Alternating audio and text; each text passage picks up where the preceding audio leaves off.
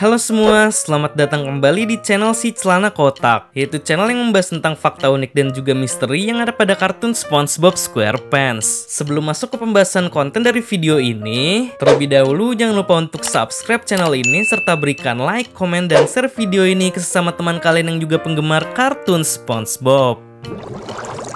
Setelah dahulu admin selalu membahas tentang konten alur cerita episode pada kartun SpongeBob season 12-nya saja. Nah, untuk kali ini dan seterusnya, kita akan naik membahas season 13 dari kartun SpongeBob ya guys. Karena memang sebelumnya untuk season 12 ini kan daftar episodenya sudah berakhir dan dilanjut dengan adanya season 13. Ya, dikarenakan episode yang rilis pada season 13 itu jumlahnya masih sedikit banget, maka untuk pembahasan alur cerita episode kali ini, kita akan membahas episode yang berjudul Potato Puff. Dikenal perannya sebagai guru mengemudinya SpongeBob yang juga termasuk sebagai karakter utama dalam kartun ini, membuat kemunculan dari Nyonya Puff selalu ditandai dengan dirinya yang mengalami kecelakaan akibat SpongeBob atau bahkan hingga dipenjara. Namun sebenarnya, identitas asli dari Nyonya Puff barulah diketahui dalam episode Potato Puff, bahwa dahulu ternyata Nyonya Puff adalah seorang mantan kriminal yang juga berprofesi sebagai pegulat. Penasaran dengan kisah dari sisi gelap Nyonya Puff yang akhirnya diungkapkan melalui episode ini? Oke, tanpa basa-basi lagi, langsung saja. Dan berikut ini adalah pembahasan lengkap dari alur cerita episode Potato Puff yang menceritakan tentang sisi gelap Nyonya Puff. Potato Puff merupakan episode dari season 13 kartun SpongeBob yang rilis perdana di televisi Amerika Serikat pada tanggal 22 April tahun 2022. Episode ini ditulis ceritanya oleh Danny Giovannini, yaitu seorang penulis cerita episode SpongeBob baru yang memulai debut awalnya sebagai asisten produksi dari season 11 dan baru sepenuhnya menulis episodenya sendiri pada episode Potato Puff ini pada season 13.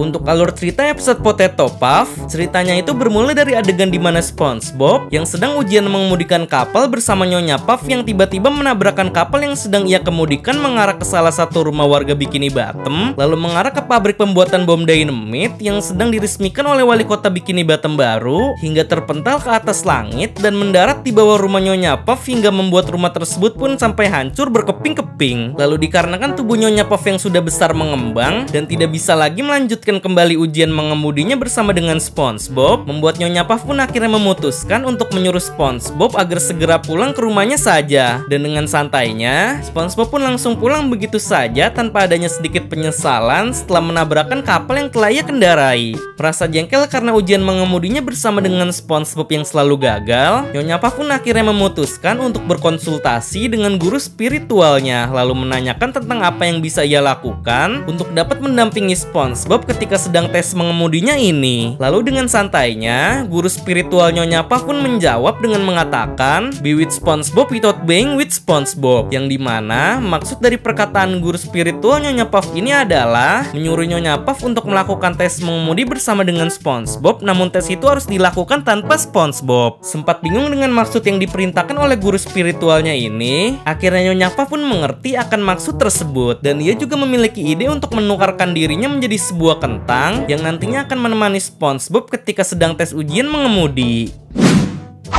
Untuk merealisasikan rencananya tersebut, mau tidak mau akhirnya membuat Nyonya Puff pun harus mencuri sebuah kentang yang ada di dalam kapal selamnya narator Prancis. Dan pada scene ini terlihat bahwa Nyonya Puff berpenampilan seperti layaknya penjahat profesional dengan menggunakan masker bandit sebagai penutup wajahnya. Nah, hal tersebut mengingatkan kita kembali pada scene ketika Nyonya Puff yang ingin mencuri kapalnya SpongeBob dalam episode No Free Rides. Setelah berhasil mencuri kentang di dalam kapal selamnya narator Prancis, Nyonya Puff pun langsung menjalankan rencananya untuk melakukan tes mengemudi bersama dengan SpongeBob, namun tes itu dilakukan tanpa SpongeBob. Nah, di sini ternyata maksud dari rencana yang akan dilakukan oleh Nyonya Puff ketika ujian mengemudi kapal SpongeBob sedang berlangsung adalah dengan menukarkan dirinya menjadi kentang dan melakukan komunikasi jarak jauh dengan SpongeBob melalui alat walkie-talkie. Nah, lagi-lagi kemunculan dari sini ini mengingatkan kita kembali pada momen ketika Patrick yang mengendalikan SpongeBob ketika sedang melakukan tes mengemudi menggunakan alat walkie-talkie yang ada dalam kepalanya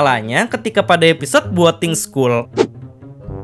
Tidak mengetahui bahwa yang sedang mendampinginya mengemudi saat itu adalah sebuah kentang, membuat SpongeBob pun masih pecicilan seperti biasanya. Dan ia masih menganggap bahwa kentang tersebut yang sedang bersamanya ketika ujian mengemudi ini adalah Nyonya Puff. Sementara itu, Nyonya Puff yang sedang mengawasi SpongeBob ketika melakukan ujian mengemudinya malah asik mengintip di atas jendela dari menara mercusuar pada sekolah mengemudinya ini sambil memberi arahannya melalui alat walkie-talkie. Lalu ia juga sempat-sempatnya untuk menonton TV sambil mendengarkan musik rock dan memakan popcorn. Akibat Nyonya Puff yang sedang asik dengan kegiatannya, membuat SpongeBob yang sedang menunggu arahan darinya pun sampai memutari bundaran sekolah mengemudi Nyonya Puff ini sampai berkali-kali. Lalu sekalinya Nyonya Puff memberi arahan kepada SpongeBob, ia malah menyuruh SpongeBob untuk belok ke arah kanan hingga menjebol pagar pembatas sekolah mengemudi ini dan masuk ke dalam jalan raya Bikini Bottom. Di sisi lain, Nyonya Puff yang sedang asik bersantai di dalam gedung mercusuarnya ini pun sampai lupa untuk memberi arahan mengemudinya kepada SpongeBob melalui alat walkie-talkie-nya ini. Dan ketika Nyonya Puff memberi arahannya kembali kepada SpongeBob untuk melakukan belok ke kiri, tadi sangka SpongeBob sudah berada di area taman Bikini Bottom dan siap untuk menghantamkan kapal yang sedang ia kendarai ini mengarah ke para anak kecil yang sedang bermain di area taman tersebut. Namun untungnya, dari insiden tersebut tidak ada satupun anak kecil yang tertabrak oleh kapal yang sedang SpongeBob kendarai. Dan malahan, di sini SpongeBob malah terpental melalui perosotan yang ada pada taman tersebut, lalu mendarat di area penjara Bikini Bottom dan menjebol tembok dari penjara tersebut hingga akhirnya berhenti di persimpangan lampu merah. Nah, ketika SpongeBob sedang berhenti karena adanya lampu merah ini, tiba-tiba secara mengejutkan, Nyonya Puff pun tidak sengaja tersendak oleh popcorn yang sedang ia makan, lalu mengeluarkan bunyi suara aneh dari alat walkie-talkie-nya. Mendengar suara aneh tersebut, SpongeBob pun malah menepok-nepok pundak Nyonya Puff kentang ini hingga alat walkie-talkie-nya tersebut tidak sengaja telah terpindah saluran menjadi saluran petugas kepolisian yang sedang berpatroli dan bukan sebagai alat komunikasi yang digunakan oleh Nyonya Puff lagi.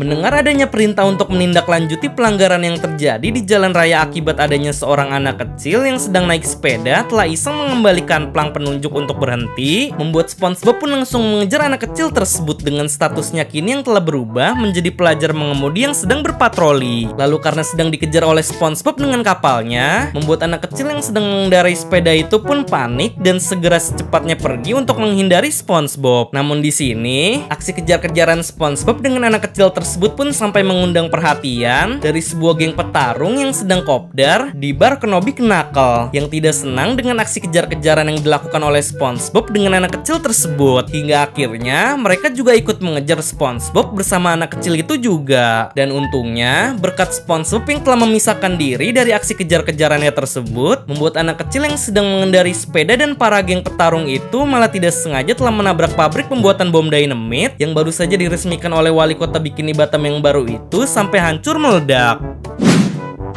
Di sisi lain, Nyonya Puff yang kali ini sedang terlelap tidur di depan TV-nya ketika sedang menonton program acara gulat, malah dikejutkan dengan berita live di TV-nya yang menyiarkan bahwa telah terjadi aksi kebut-kebutan yang dilakukan oleh seorang Sponge bersama dengan sekelompok geng bandit petarung di jalan raya Bikini Bottom. Setelah melihat berita yang menampilkan anak muridnya tersebut sedang membuat kekacauan di jalan raya Bikini Bottom, membuat Nyonya Puff pun sontak merasa kaget, dan rasa kaget tersebut kini berubah menjadi panik karena telah melihat pusat kota Bikini Bottom yang seketika hancur akibat kebut-kebutan yang dilakukan oleh SpongeBob dengan mengemudikan kapalnya. Nah, kejadian di mana SpongeBob yang telah menghancurkan pusat kota Bikini Bottom ini sebenarnya sudah pernah dikhawatirkan oleh Nyonya Puff jauh sebelum itu. Yang dimana lagi-lagi pada episode No Free Rides yang ada di season 2 telah menampilkan scene di mana Nyonya Puff yang ketakutan apabila SpongeBob akan menghancurkan kota Bikini Bottom setelah ia berhasil mendapatkan lisensi mengemudinya. Dan benar saja, hal yang ditakutkan oleh Nyonya Puff tersebut benar-benar terjadi dalam episode Potato Puff ini.